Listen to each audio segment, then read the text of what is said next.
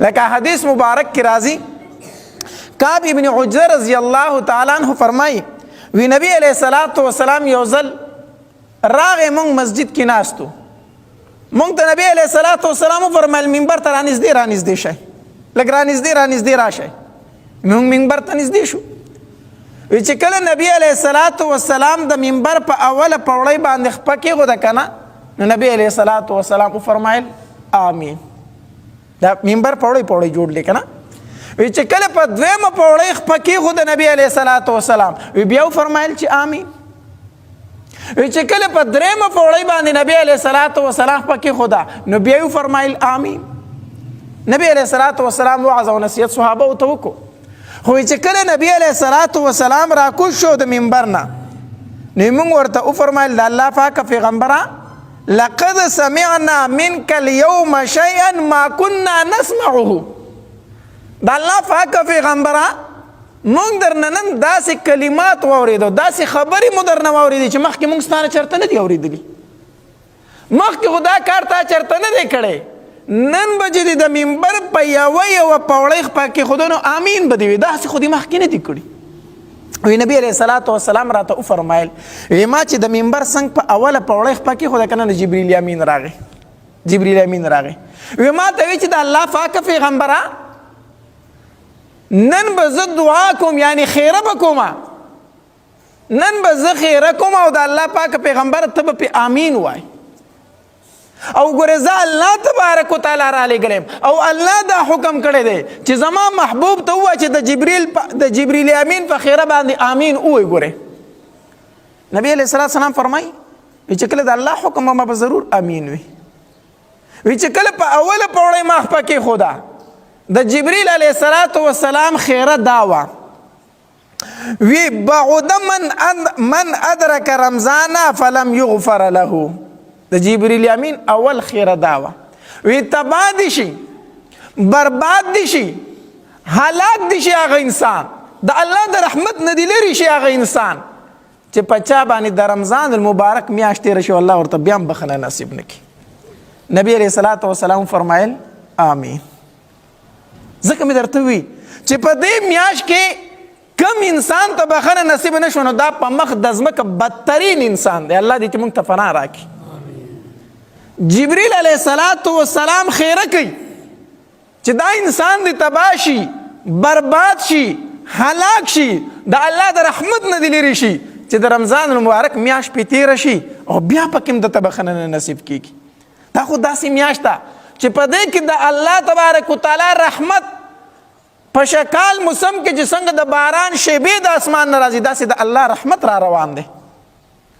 دا خو هغه میاشت ده د جنت دروازې کولو دي د جهنم دروازې بندې پرتې دي شیطانان تړلي شوي دي بیا پکې هم درته بخښنه نصیب نه شي نو نبی علیہ الصلوۃ والسلام فرمایل آمین بخښنه به موږ ته څنګه نصیب کېږي علماو لیکلي دي چې د رمضان المبارک د روزو لحاظ وکړی شي دا ټولې ونیوې شي او د تراوو پابندي وکړی شي او د شپې د تهجد پابندي وکړی شي په دې طریقې سره یو انسان روجې ونیوي د روجې چې کوم آداب دي د هغې خیال یې وساتو د تراوو پابندي وکړه د شپې د تهجد پابندي وکړه پوه شي چې الله تبارک وتعالی د انسان ته پکې څه ور نصیب کړه بخښنه ور نصیب کړه وی چې کله په دویمه پوړۍ ما خپه کېښوده وی جبریل علیہ الصلوۃ والسلام خیره وکړه بعد من ذکرت عنده فلم یصلی علیک وی جبریل علیہ الصلوۃ والسلام فرمایل تباه دي شي برباد دي شي هلاک دي شي د الله د رحمت نه دي لرې شي هغه انسان د چا وړاندې چې ستا نوم مبارک ذکر شي هغه په تا باندې درود ونه وایي ټول وایي صلی الله علیه وسلم دا مسله ده چې کله هم د نبی علیہ الصلوۃ والسلام نوم مبارک ذکر شي په نبی علیہ الصلوۃ والسلام باندې درود ویل واجب دي چا چې ونه وي ګناهګار شو ها په یو مجلس کې بار بار د نبی علیہ الصلوۃ والسلام نوم یادېدو بیا بار بار درود ویل په مستحب دي خو چې په اول ځل په مجلس کې د نبی علیہ الصلوۃ والسلام نوم مبارک ذکر شنو درود ویل په څه دي واجب دي د درود نه ویلو ډیر زیات عذابونه په حدیث مبارکو کې ذکر شي یو خو جبرئیل علیہ السلام خیره کړو دویم نبی علیہ السلام په څه ویل دی دا لوی عذاب دی کنه چې تباه دي شي، برباد دي شي، هلاک دي شي هغه انسان. د چا وړاندې ستا نوم مبارک یادېږي او پتا باندې هغه څه نه وایي. بل حدیث مبارک کې راځي نبی علیه الصلاۃ والسلام فرمایي وایي چې د چا په وړاندې باندې زما نوم مبارک ذکر شو او د په ما باندې درود ونه وي که نه، د جنت لاره هېروونکی دی، د جنت لاره فریښې ده، د جهنم په لاره باندې روان دی. بل روایت کې راځي نبی علیه الصلاۃ والسلام فرمایي دا ډېر بې وفا انسان دی، دا ډېر بې وفا انسان دی چې زما نوم مبارک ذکر شو په ما باندې څه نه وایي، درود نه وایي. بل روایت کې راځي دا ډیره سخته خبره ده، نبی علیه الصلاۃ والسلام فرمایي وایي چې زما نوم مبارک ذکر شي او په ما باندې څوک درود ونه وایي که نه، په ورځ د قیامت په میدان محشر کې به ورته الله زما مخ مبارک ونه ښیي، الله به ورته زما مخ مبارک ونه ښیي چې زما نوم ذکر شي او په ما باندې څوک څه نه وایي، درود ونه وایي. نو چې کله هم د نبی علیه السلام نوم مبارک ذکر شي نو ټول څه وایي صلی الله علیه وسلم. ځکه حدیث مبارک کې راځي نبی علیه السلام فرمایي چا چې په ما یو ځل درود وویل الله تبارک وتعالی په ده باندې لس ځله رحمتونه رالیږي. معنی دا ده ته نبی علیه السلام یو ځل په درودو یاد کا، الله تبارک وتعالی دې په اسمان کې لس ځله یادوي. څو ځله دې یادوي؟ لس ځله دې یادوي. نو په نبی علیه السلام باندې درود ډیر وایي. حدیث مبارک کې راځي وایي څوک چې په نبی علیه السلام درود ډیر وایي الله د درجې اوچتوي، الله د ګناهونه معاف کوي، د احد د غره من ثواب ورته الله تبارک وتعالی ورکوي، د احد د غره من ثواب. او حدیث مبارک کې راځي نبی علیه السلام فرمایي الله تبارک وتعالی د دې انسان نه د ژوند تنګسیا لرې کوي، غریبي په الله تبارک وتعالی ختموي د انسان. څوک چې په نبی علیه السلام باندې زیات څه وایي، درود وایي. او حدیث مبارک کې راځي نبی علیه السلام فرمایي په ورځ د قیامت به د ټول نه زیات نږدې ما ته هغه انسان وي د چا چې په ما باندې درود زیات وي،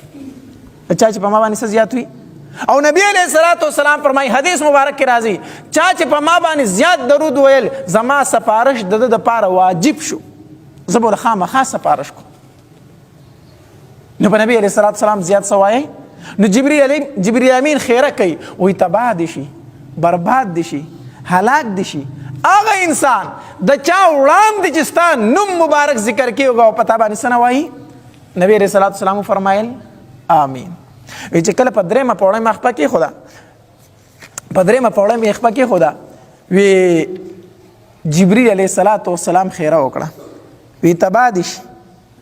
برباد دي شي، هلاک دي شي، د الله د رحمت نه دي لرې شي. من ادرک ابویه الکبر عنده او احدهما فلم یدخلاه الجنة. چا چې په خپل ژوند کې مور او پلار دواړه یا د هغوی نه یو تن په خپل ژوند کې وموندتو او د هغې داسې خدمت ونه کو چې د هغې په دعاګانو سره ځان جنت ته داخل کو. نبی علیه السلام فرمایل آمین. دا سپینګیري مور او پلار نه دي، دا د جنت د تلو یوه پوړۍ ده، دا د جنت د داخلېدو یوه ذریعه ده. دا سپینګیری پلار، دا بوډۍ مور، دا د جنت د داخلېدو سبب دی، د جنت د داخلېدو پوړۍ ده، د جنت د داخلېدو دروازه ده. هغه یو روایت کې راځي، حدیث مبارک کې راځي نبی علیه السلام له صحابي راغی وی د الله پاکه پیغمبره په ما باندې د پلار څه حق دی. نبی علیه السلام ورته وفرمایل دا د ستا د جنت منځنۍ دروازه ده، دا پلار ستا د جنت منځنۍ دروازه ده. اوس تا خوښه ده که دا دروازه ځان له کوله وساتې کو په ځان یې بندی. بل روایت کې راځي نبی علیه السلام وفرمایل وی د مور د قدمونو د لاندې الله تبارک وتعالی جنت ایښی دی. الجنت تحت اقدام الامهات، جنت د مور د قدمونو د لاندې دی. حدیث مبارک مطلب دا دی که چېرته جنت ته تله غواړي ځان د مور د خپو خاورې حساب کنو جنت ته به لاړ شي، ځان د مور د خپو خاورې حساب کنو جنت ته به لاړ شي. ایو روایت کې راځي نبی علیه السلام فرمایي وی چا چې مور او پلار مخته د ثواب په نیت باندې وکتل الله تبارک وتعالی ورته د قبول شوي حج او عمرې من ثواب ورکوي.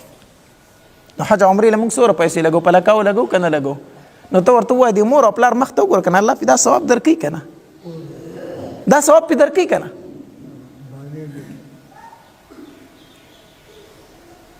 یو صحابي جهاد ته تو نبی علیه الصلاۃ والسلام ورته وفرمایل هلکه مور دې شته دی؟ وی او د الله پاکه پیغمبره مور خو مې شته، موږ سره جهاد له مزه هغې خدمت ته پاتې شه، د هغې خدمت وکړه،